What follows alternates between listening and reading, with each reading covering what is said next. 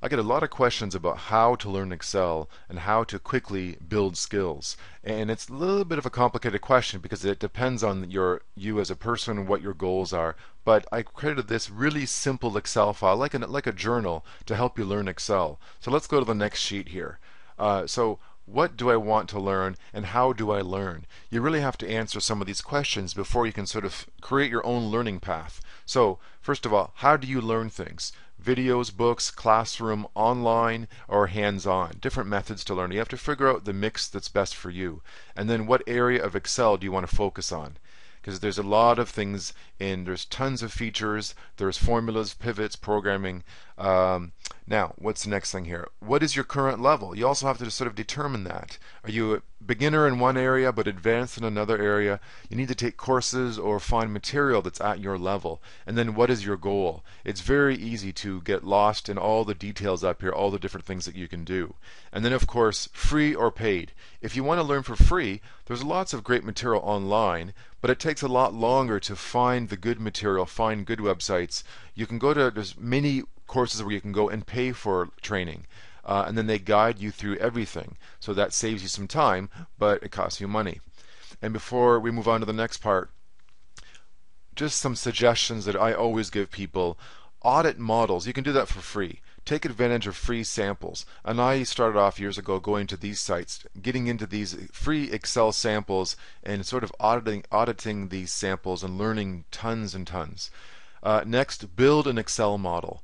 That is the hands-on method. It's a great way to do it. Write out the requirements, even if it's just on paper, and then learn Excel formulas and features by necessity to build your model, to answer the questions in your requirements.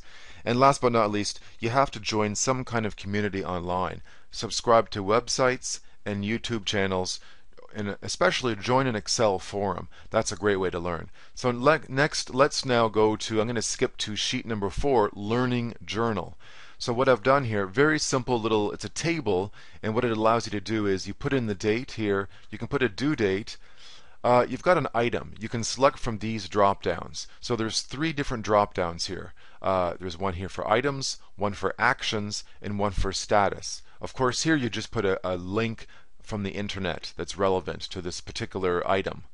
So you pick something here, you could put a link, then the action is you want to audit an Excel file like the one we have up here. So I put in a link to Deborah's site, and you'll see here it's to her. Let's just click this. So I click this, it's going to take me over to her site, and here we have Excel sample files. Now, you could also, there's many of them in here. So what you could do, you could put the details over here.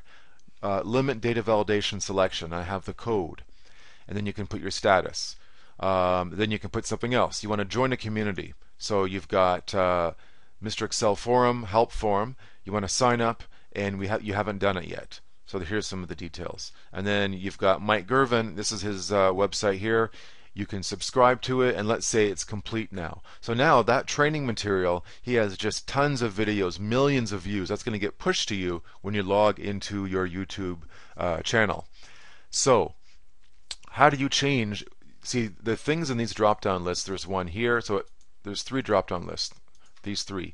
You can change the items in here very easily by going back to sheet 3, which is the settings sheet. You can just add in a new item here. You could, if you add something in here, I'm just going to call it test.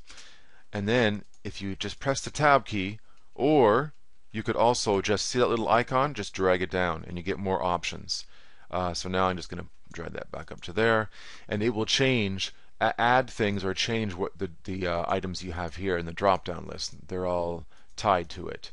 So over time, last thing here is over time you're going to have maybe 50 items, maybe 100 items, maybe 1,000. This is a table. It will scroll down at the bottom right. You can always expand this by dragging it down, or when you get to the last row, just press the tab key and it makes another row. So what if you want to, you've got now learning data, you've got many rows, you want to search for something. Well, that's where I've created some slicers, and I've got them over to the side here. I'm just going to go find them, and I'm just going to bring them back over. I'm holding down the control key to select various items. Now I'm just going to come over here and drop them right in this area. So what do we have here? These slicers will help filter the data that you have in here. If you want to say, okay, I want to filter this to community, you just press it, and this icon now is activated because we only see what's community. Well, what if I want to see community and website link? Hold down the control key, press that one as well. Now we see 4 rows. I could just click this to unfilter it, see everything. What if I want to see things that are not equal to complete? Well, I could select not started and in progress. And okay, now I see only complete. I could filter that. I could say I want to see in progress and not started. That's what I see here. And once again, so this lets you see the data very easily.